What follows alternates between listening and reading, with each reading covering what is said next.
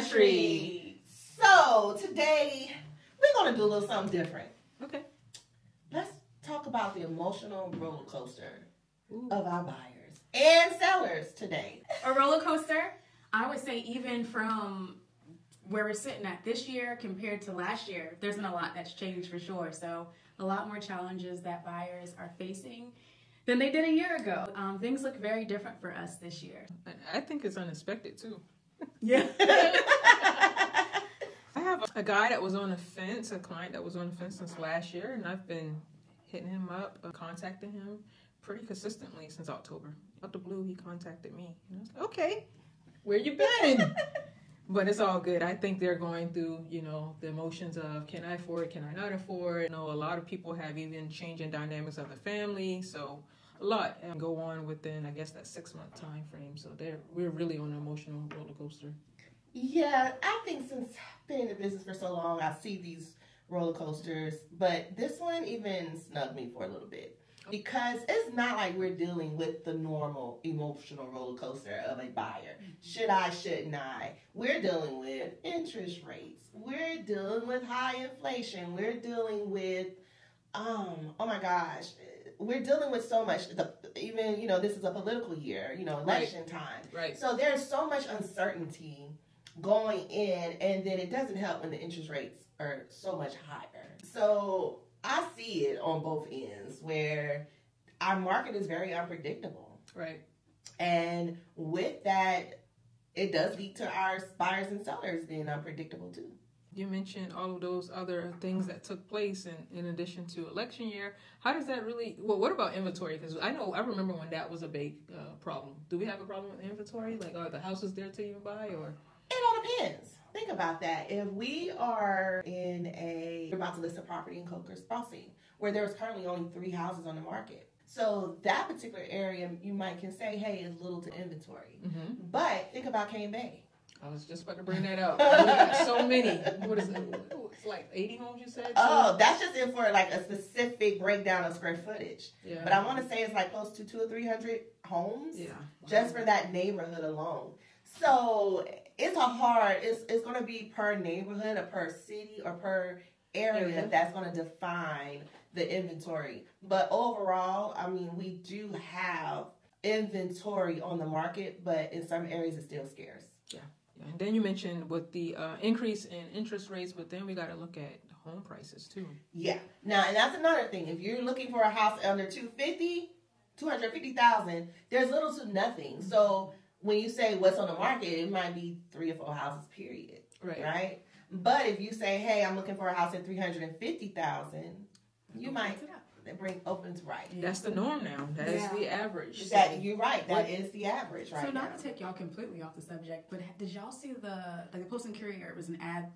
Talking about the income. Yeah, they said if you make $56,000 a year, you're considered low income in Charleston now. It was crazy. That's crazy. That was crazy. At one time, it's like, I make a little 58, yeah, 60,000. I'm all right.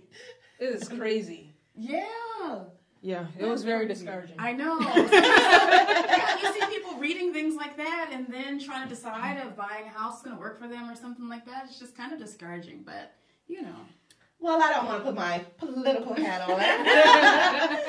But you have to understand we got to peel back that onion even more, right? We haven't increased our minimum wage in a very long time, especially in the Charleston area. And even though they're saying that this is the average income, majority of those people are transplants. Those are people that moved here. And they moved here because they have a job to move to.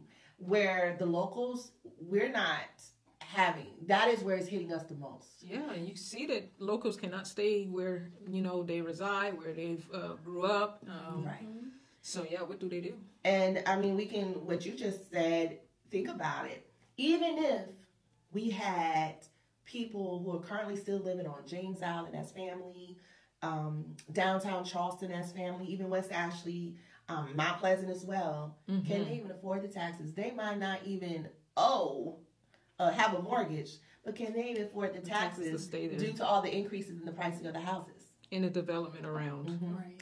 So that is something that we really do need to cater to, but it is not going to start just with one person. It is everyone. Let state, local, federal legislation needs to get involved and really determine what is considered, and this is only in my opinion, what is considered minimum wage. It needs to be increased tremendously. How to put referendums in place to help with affordable housing. That's a good one. I was going there next. I'm glad you brought that up. So let's lead right into that. We see all of these recommendations for affordable housing, and we see a lot of people doing affordable housing, but when you look at the numbers, are they really affordable and to who? Well, think about it. If you really want to say, look at the numbers are saying that you need to be, $58,000 or $56,000. So a person with $56,000, they might can afford $250 to $300. Not even that with today's rate, right? So that is affordable to them. We're talking about the people that are making $30,000 a year, $31,000, making $15 an hour. Let's just say that. A person making $15 an hour cannot sustain any type of living in Charleston County. And I can't even promise you that in Berkeley County either. Period. Period. Yeah, more specifically, we were talking about the Wayland, right? Houses 900 square feet, $350. That's crazy. And they're calling it affordable housing. So I get how it could be discouraging because it's not truly affordable to local people. It's affordable to a certain demographic. Yeah. Well, we're going to throw another word out. What about attainable? Home attainability. I think that's a better Because word. to me, it's two different things. Affordable is, hey, is it affordable? To someone who wanted to live in West Ashley but can't live in West Ashley but want to be as close to West Ashley, that Wayland area is going to be perfect for them and it's going to be affordable for them, right? Got it. But home attainability, can a person obtain that house? Mm-hmm. That's where we're having that question is, who can obtain that house? Mm-hmm. So it's using those words interchangeably, but it is pushing everyone out. And it is hard to see it, but it happens all the time. Mm-hmm. So with that is, what are other areas are doing? Remember we had one young lady who only could live around the bus line. Right.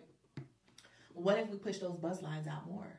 Right. To make public transportation more attainable. Right.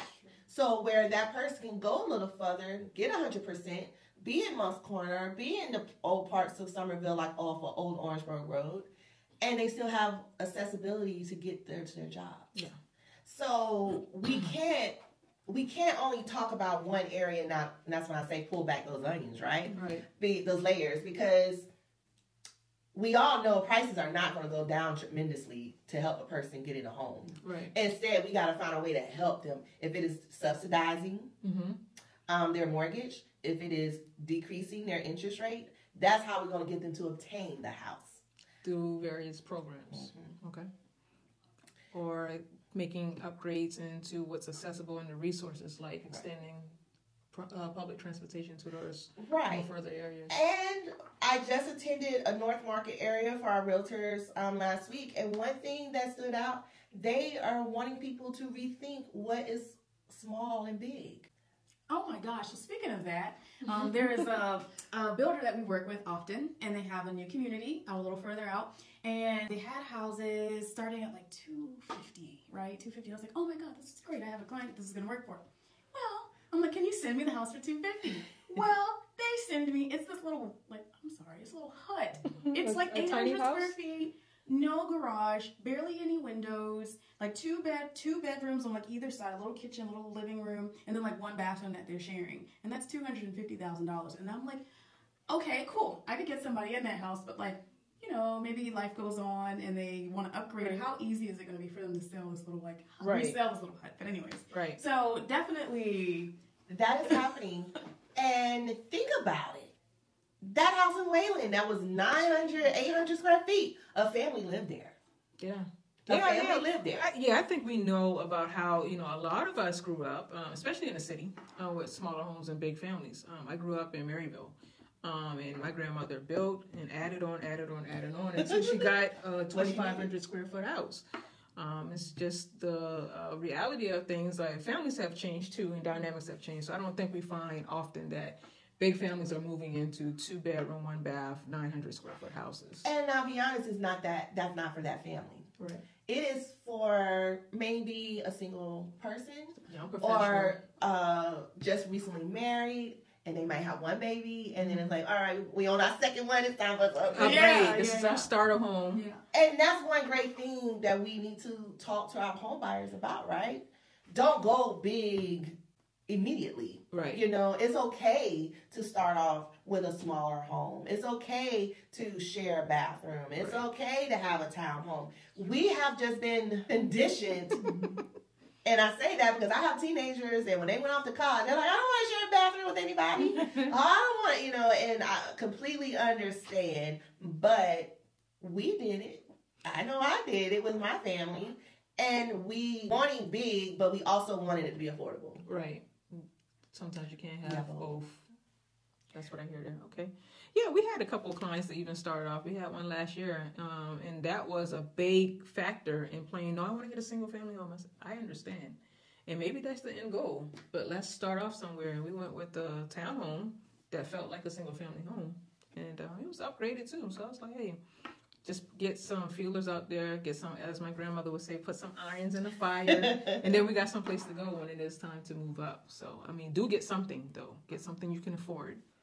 Well, I think it also, I would rather be paying on a 3-bedroom, 1-bath, or even a 2-bedroom, and knowing that money's going towards my equity versus renting. Right. And you're not going to see a dime of that afterwards. Right. We have to get the generations that are going into purchasing a home to understand that it's just a stepping stone. Mm-hmm. It's an investment. Mm-hmm. And your first one doesn't have to be your end one. Right. That's one set of people. Another set of people are people that already have families. Mm-hmm. And those are the ones that I feel that's hurting the most. Right. They have families. They have 2, 3, 4 kids. Right. And it doesn't make sense for us to say a 3-bedroom, 1-bath at 900 square feet. Yeah, no, that's not going to work. So then that's where we have to start really looking at other, going a little further out, but having accessibility all over, and the road infrastructure to where it doesn't take someone an hour to get to work. We're going to have to really think about all of those. So if everything we're talking about, just imagine what these buyers are thinking. Right. They don't even know where to go. Yeah, it's a roller coaster. And so we can definitely see why y'all are on this emotional roller coaster. We're on it with you. Yes, we are.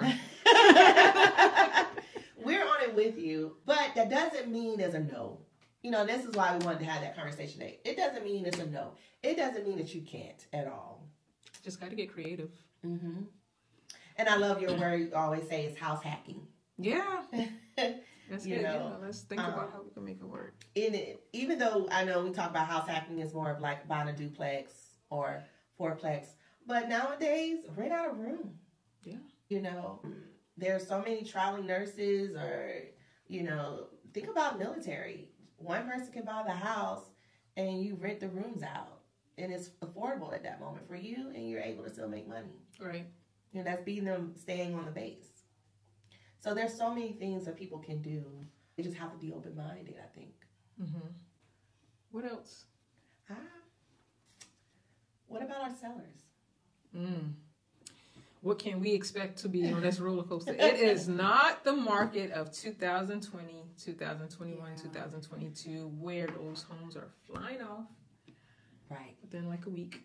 A day sometimes. So I think we have to get used to, I said we have to get used to, I'm still a little new in the game, but I saw when I would photograph houses how quickly they would go. I would go back on, I'm like, gosh, it's gone already. And now we're seeing that they're sitting a little longer, and even sellers are more motivated to offer concessions, whereas in the market we were, a lot of us were used to in 2022, about 22. And I'm not giving closing costs. Right. And so I think we're back there. So sellers have to execute a little patience. And as you always stated, we know what it depends on condition, location, and price. Right. That's going to sell a house. Yeah. And sometimes all three of those can line up, but if you have a lot of inventory on the market, it's going to stay a little longer. Yeah. So every person's situation is going to be different. But, our job is just to educate, right? Right. And if we're educating and saying, hey, this is what houses are selling for, this is what they're going for, then it's up to that seller to determine what they're going to do. Right. But you hit it right on the head, patience. at this moment. I remember getting in real estate and we'll go to a listing, and I know y'all probably say, Rita, what? But we would say the average days of the market is a year and 2 months. Like, I remember those days. Long time. You gotta plan ahead. Right, you do. And people will come and say, I need to be out of here by December, and they're talking with you February, March. Okay. Yeah. Like, it was very serious. So the new seller's mindset has definitely changed, but every seller is motivated, right? Mm-hmm. There's a reason they're putting their house on the market. It's just some are more motivated than others. Mm-hmm. And with that, as agents, we just have to be able to educate those sellers, because if the buyers are going through this huge emotional roller coaster, it's going to affect the sellers too. Right. Yeah. And the sellers have to understand that. Yeah. Mm-hmm. Makes sense. So I think our market could possibly change if we see a decrease in rates. With that, immediately, all the buyers that have been waiting, and I can't say they're waiting on a fence, they couldn't afford. Right. Right? Yeah, so all the buyers that couldn't afford but now can afford, they're going to be out. Mm-hmm. And that is where sellers don't need to hesitate to be putting their house on the market, because we don't know when that moment will come, and you don't want to miss that boat when it happens. Right. And buyers, y'all can't hesitate either. Y'all need to be fully ready, fully approved, because when that day hits, you want to be already in your house, not looking for a house. Right. You want to be able to say, hey, yeah, I got this 7% rate, but guess what? I'm so happy I could refinance at this 3% versus you waiting and having to deal with bidding wars and everything else because the rates dropped to 3%. That's exactly what's going to happen. Multiple offers, sellers like that, right? Right. So there's never going to be a moment in real estate where buyers going to love being a buyer and sellers going to love being a seller. No. That's why we call it a buyer's market or a seller's market. It's rarely a balance. Mm-hmm. So always know that. So buyers, we know that this market is huge roller coaster right now, but that does not mean get your house in order. That means go ahead and get your house in order. We have lenders ready to go, because if you can afford now a home, you can always reduce your interest rate. And sellers, your home might be what someone is looking for. Just because there's more inventory coming on does not mean that you should wait. Because we get a lot of this. I don't know if y'all always on the pages where it says, I have a buyer looking for this, but they have seen everything in the MLS. Yeah. So you might have that one house that one specific buyer is looking for. Get up off it. So get up off your house. So don't hesitate, because you might miss your mark as well. All right. Well, until next time, have a good one. Bye. You always gotta